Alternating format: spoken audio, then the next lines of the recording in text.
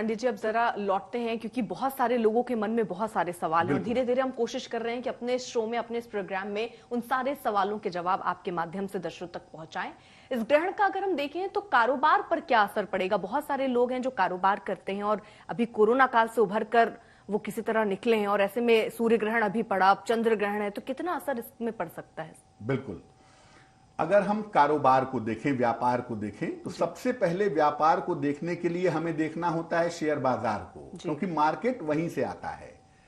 अगर हम इस चंद्र ग्रहण के प्रभाव को कारोबार से समझना चाहें तो देखिए, दुनिया भर में कारोबार में बड़े उतार चढ़ाव की संभावनाएं बनती हैं।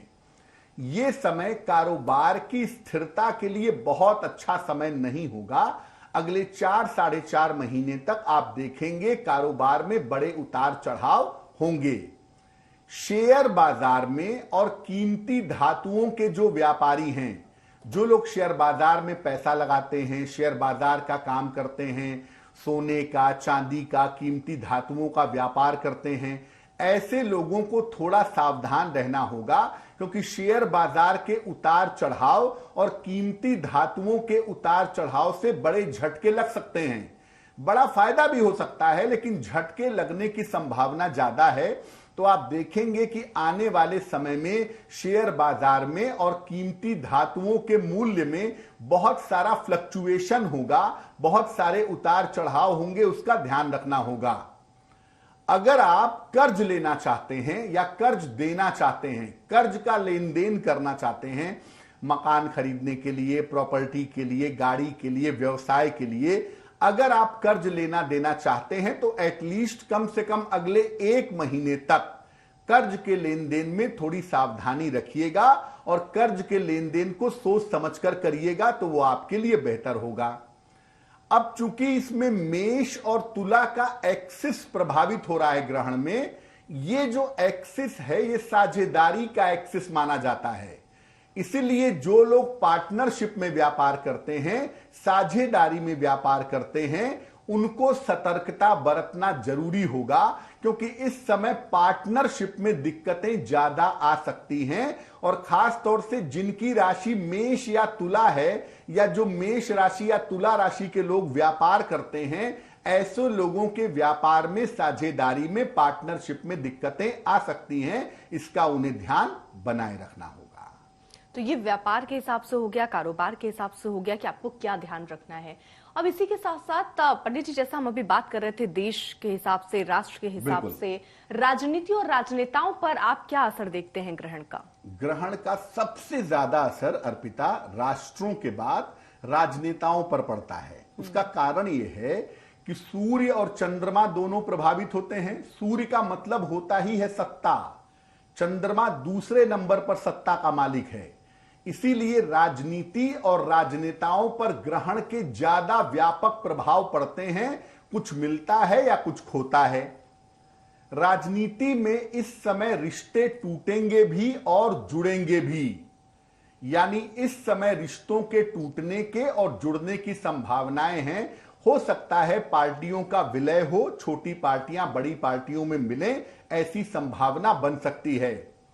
जो सत्तारूढ़ पार्टी है, अगर हम केंद्र सरकार की बात करें तो सत्तारूढ़ पार्टी के लिए थोड़ा सा मुश्किल समय हो सकता है। सत्तारूढ़ पार्टी को नुकसान हो सकता है, क्योंकि ऐसा माना जाता है, ऐसा कहा है वराह मिहिर ने, कि जब चंद्र उदय के समय या सूर्यास्त के समय ग्रहण लगता है तो जो शासक होता है उसको नुकसान होता है।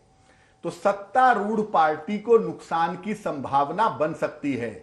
जो राजनेता हैं, किसी राजनेता के साथ दुर्घटना हो सकती है, ध्यान रखना होगा। खास तौर से जिन राजनेताओं के लिए मेष और तुला राशि प्रभावशाली है, उन्हें ध्यान ज्यादा रखना होगा। किसी बड़े राजनेता का निधन भी हो सकता है, उन्हें सावधानी रखनी होगी। बड़े उम्र के राजनेताओं को इस समय सावधानी रखनी चाहिए। अब देखिए, एक बात जो समझने की है राजनीति में, अगर हम इसको इंडिविजुअली समझना चाहें तो देखिए, बहुत सारे जगहों पर आने वाले समय में चुनाव हैं, वो चंद्र ग्रहण के साए में ही पड़ेंगे। उसमें बहुत सारे उतार चढ़ाव, बहुत सारी उठापटक, आरोप प्रत्यारोप, तमाम तरह के विवाद झंझट हो सकते हैं। और हो सकता है कि ये जो चुनाव होने वाले हैं ये शांतिपूर्ण ना हो, इसमें बेवजह के विवाद और बेवजह के झंझट पैदा हो। इसीलिए इस ग्रहण के साए में पड़ने वाले चुनाव बहुत अच्छे इंडिकेशन नहीं दे रहे हैं। खास तौर पर जहां पर सत्ता में जो पार्टियां हैं उन्हें बहुत मेहनत करनी होगी, वरना सत्ता उनके लिए थोड़ी मुश्किल हो सकती है। तो सामने तो देखिए पंडित जी, गुजरात और हिमाचल के चुनाव हैं, तो आप यहाँ जो भी पार्टी अभी है उसके लिए मुसीबत खड़ी हो सकती है, उसके लिए मुसीबत। लेकिन आप ये भी कह रहे हैं कि उसका कोई उपाय नहीं है, बस धैर्य ही एक उपाय है। धैर्य है, प्लानिंग है, स्ट्रेटजी है। प्लानिंग है और स्ट्रेटजी है। खैर, तो जिस तरीके से राजनेताओं को आपने कहा सावधानी बरतनी चाहिए, आपने ये कहा कि कोई बहुत बड़ा नेता है, दुर्घटनाग्रस्त भी हो सकता है, तो इन परिस्थितियों को देखते हुए इनका असर भी आप 4 से 5 महीने का ही देखते हैं इस लिहाज से भी? देखिए, इंडिविजुअल असर की अगर हम बात करें तो वो 15 दिन से 1 महीने की बात है। लेकिन अगर हम बड़े परिप्रेक्ष्य में देखें कि भाई भारत का कोई बड़ा राजनेता है, किसी मुश्किल में आ जाए या चुनाव में कोई हिंसा हो जाए, चुनाव में कोई दिक्कत आ जाए, इसका प्रभाव लगभग 4 से 4.5 महीने तक रहेगा। और जैसा आप कह रही हैं वो बिल्कुल ठीक है, उपाय कोई नहीं है, सिर्फ प्लानिंग से, धैर्य से और तरीकों से चीजों को मैनेज किया जा सकता है।